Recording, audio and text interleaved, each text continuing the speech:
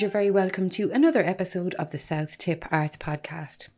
Well, out of utter curiosity, I decided to have a look at the playlist and see what number this episode is, and it turns out it's number 75. So there are 74 previous episodes of this podcast available on Spreaker.com or indeed wherever you get your podcasts. If you'd like to get in touch with us for any reason at all, the email address is southttipartspodcast@gmail.com. That's southttipartspodcast@gmail.com.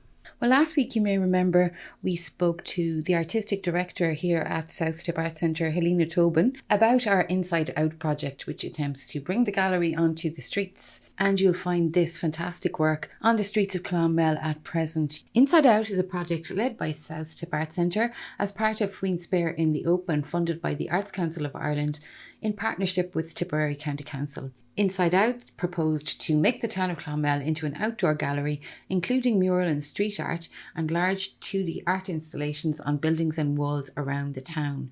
Last week, you may remember we spoke to the 7 artists selected from our open call, and you can go back and have a listen to that episode if you'd like to hear more. In this episode, we are going to focus on phase 3 of Inside Out, which has seen artist Joe Caslin create a new temporary mural on the front of the old museum/library on Parnell Street in Clonmel. Joe Caslin is an Irish street artist, an art teacher and an activist. He's best known for his beautifully rendered pencil drawings, which manifest as towering pieces of street art. His highly accessible work engages directly with the social issues of modern Ireland on an unavoidable scale. Caslin confronts the subjects of suicide, drug addiction, economic marginalisation, marriage equality, mental health stigmas, direct provision, institutional power, inclusion, consent, and most recently the effects of the COVID-19 pandemic on young people. His monochrome drawings hold a mirror up to the kind of society that we are, whilst asking us individually what kind of society we want to be a part of. I was delighted to catch Joe for a few minutes just to see finished his mural here in Clonmel and to talk to him about the project and indeed his other projects, of which there are many. Joe Caslin, you're very welcome to the South Tip Arts Podcast. You've literally just finished late last night, I imagine, your mural over on the front of our old library/museum here in Parnell Street in Clonmel. It looks amazing, and we'll get to that in a little while. But first of all, your method of work is that different. I want to ask you about that. But first, I want to go back to the beginning, because I know you were an art teacher before you made the transition into street artist. Yeah, I've been an art teacher until last year for 15 years. So that was always my primary role. But I also, it's funny because as an art teacher, you're also an artist. So you have this kind of duality. So one can't exist without the other. So I always had that, kind of artistic practice. And my artistic practice became an urban practice.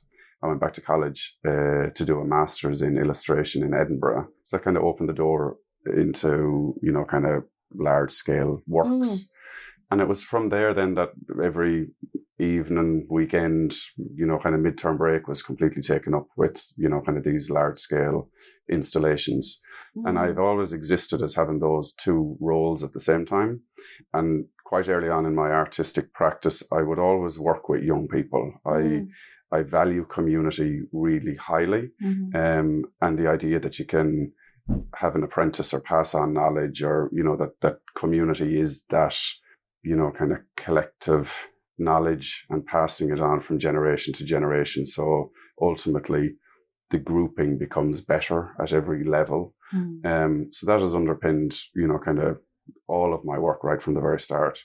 So I've always had teaching and working with young people outside the role of being a teacher. So I would work with people that I'd meet on the street or in youth centres or detention centres or lots of, kind of various places. So did you always do that freelance type work alongside working in the schools? Yeah, okay, always. Yeah. And I've always been drawn to the edges of society and those that are on the edges and why are they there?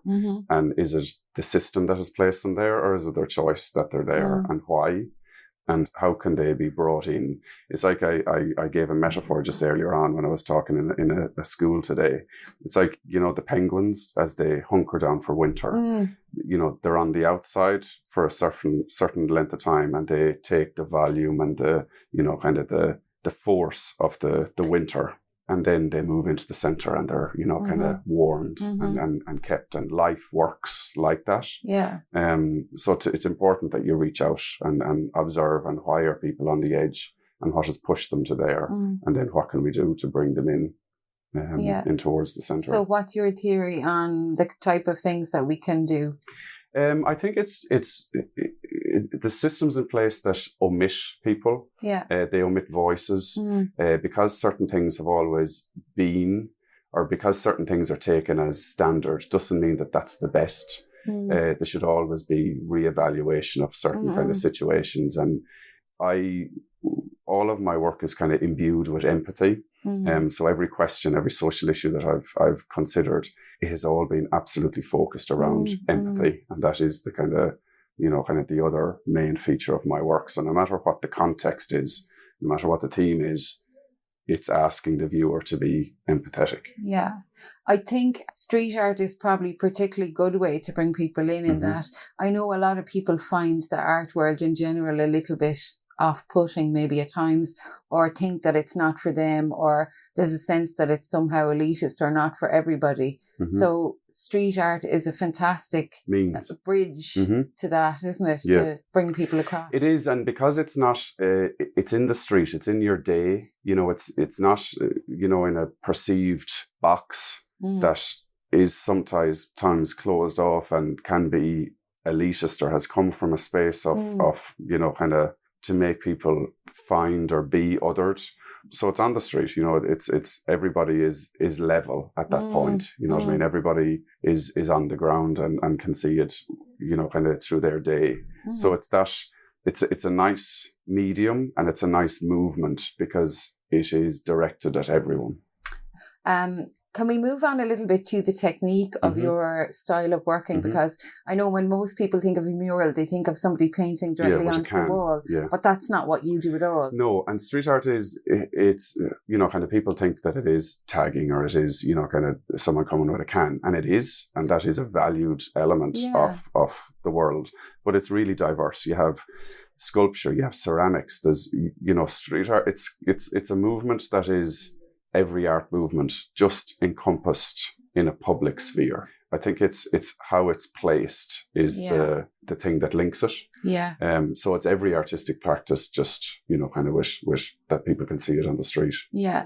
And your technique is the one thing that kind of sets you apart, I think. Yeah. So mine is wheat paste. So that's kind of as it would have been known. So it's paper put on with glue. The glue has evolved over time, but it's essentially it's paper. So all of my work, all of the drawings happen before I get on the wall. So everything is printed and set out like wallpaper. So it's essentially large scale wallpaper. It's like your sitting room, but multiplied by like 20. Like some buildings I've pasted, and they've been the size of an indoor football pitch, and the size of them is, huge, gigantic. Yeah. But some of the, some of those buildings have had the capacity that they can, hold those giant artworks and then those giant conversations. Yeah. And over my career then, so when I started, I was getting kind of like gable walls on the side of side streets, because that's the powers that be thought that's where those things lived. And now, because there's legitimacy, or there's perceived legitimacy in what I'm doing, now I'm lucky enough that I can ask for those bigger walls and those more prominent buildings, and I get them. But then my practice is also very sensitive to the environment and the historic buildings that are, kind of in our country. So I've worked on Collins Barracks and Trinity College, and, places that are quite momentous and really important to us historically and culturally. So I don't want to damage those places at all. So your materials are essentially conservation standard. Yes, in and that completely biodegradable. It's paper, no trace whatsoever. Afterwards. So it's just, everything is just, kind of washed off, and that's it gone. It filters away at that point. Now, your subject matter for this particular piece is very light and playful, and it's come out to play. But that's not kind of what people would know you for. So, no, and I had a conversation lately with a really close friend, and she works in the space around heavy themes. Yeah. And there's a kind of a name that's given to it. It's trauma porn. Now, I know it's if you keep going back looking for that trauma, and a lot of my work is heavy, like the content is heavy, and I don't mean to associate, kind of the content with anything sexual, but like the stuff that I work on is direct provision and mental health and suicide and oppression, consent, like real heavy. But they're all stuff. Things that conversations need to be had around at the same time. They're And my personality it's heavy, but it's also light. Yeah. And there is joy. Like, I don't go around with this kind of grey cloud of kind of heavy philosophical conversations. Yeah. And this project has allowed that. So it's called Come Out to Play. And there's joy in it. There's more, it's more playful. It's a little bit kind of caricature type. It's not as, kind of fine art heavy based as some of the other stuff. So I've had a bit more fun with this, and it's a bit more playful, and that just echoes the theme that's in it. Yeah. So the piece itself then it's a boy and a girl. And I wanted to kind of shake things up a bit. So the girl is in traditional, kind of Gaelic football outfit. And she has a hurling helmet on her head and a hurl and a flag that's billowing behind her that says "Come Out to Play." But she's a person of colour. And that's important, because I wanted to, kind of showcase what my Ireland is and what contemporary Ireland is. Yeah. And there's lots of, like, if you're a young person and you're a person of colour, there's not a whole lot of representation of your skin tone or your hair texture. So that was really important that we put that in. And then the boy then is, kind of, let's say the girl is that traditional sport or that traditional play. Yeah.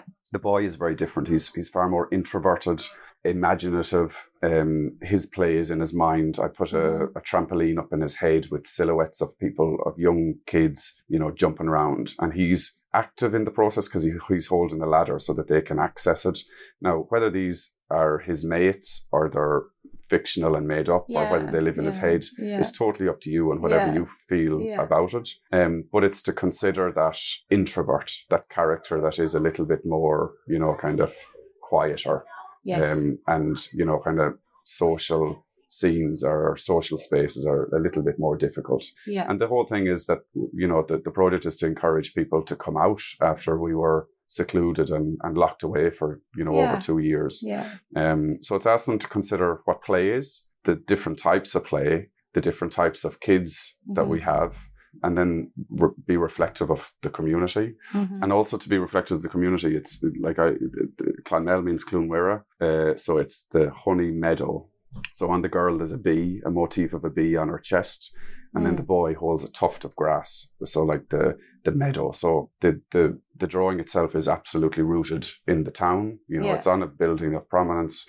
But even it's, there's visual metaphors that are embedded. And those are little things that if you stand and look at it for a minute, you'll start to pick up, which is lovely. And there's loads of windows, and that's what kind of a good drawing does. It has a lot of entry points that allows people to come in and to bring their own understanding and meaning of it. Yeah. So it's pretty cool. So how long do you expect that will stay in Hopefully we should get a good 6 months out of it, okay, I hope. Fantastic, And then it'll wear down, you know what I mean, and it'll but that wash probably off. starts to look interesting when it does, starts to. I love all that deteriorate. Yeah.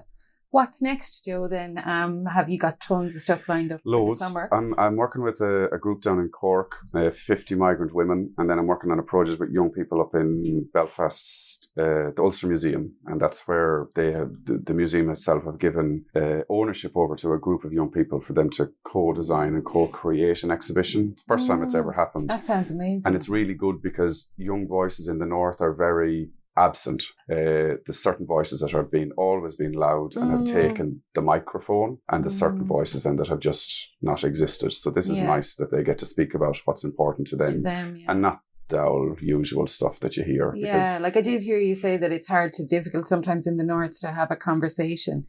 I think a project like that, like allowing young people in with could upend the entire institution in the best way possible. And one of the things in there, so they came in and they surveyed the space and they said, this isn't accessible. So they've asked the museum to, come with a commitment that they're going to build a permanent ramp. We're putting in a temporary ramp so that it's there for the exhibition. But we've asked them, and they've said we will. So this physical change that's happened there because of the opinion of young people. Incredible to think that such a big place wouldn't have been such accessible, isn't it? Yeah. Well, listen, best of luck with your Belfast project and all the other things that you've got lined up for the summer. Thanks a million for having us down.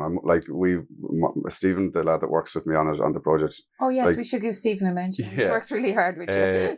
We come into towns and we come into spaces, and the energy and the what ye have offered us has been great. I know we've given something to the town, but we've also taken stuff from ye.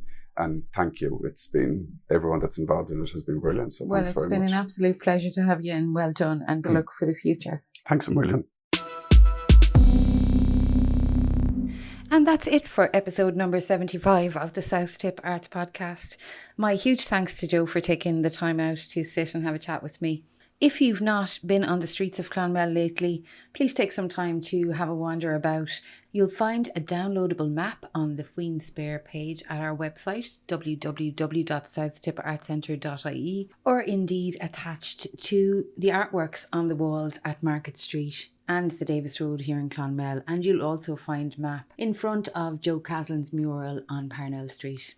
If you'd like to listen back to any of the previous episodes, you can find the South Tip Arts Podcast wherever you get your podcasts, or you can also find it on YouTube on our South Tipperary Arts Centre YouTube channel. Till next time, thanks for listening.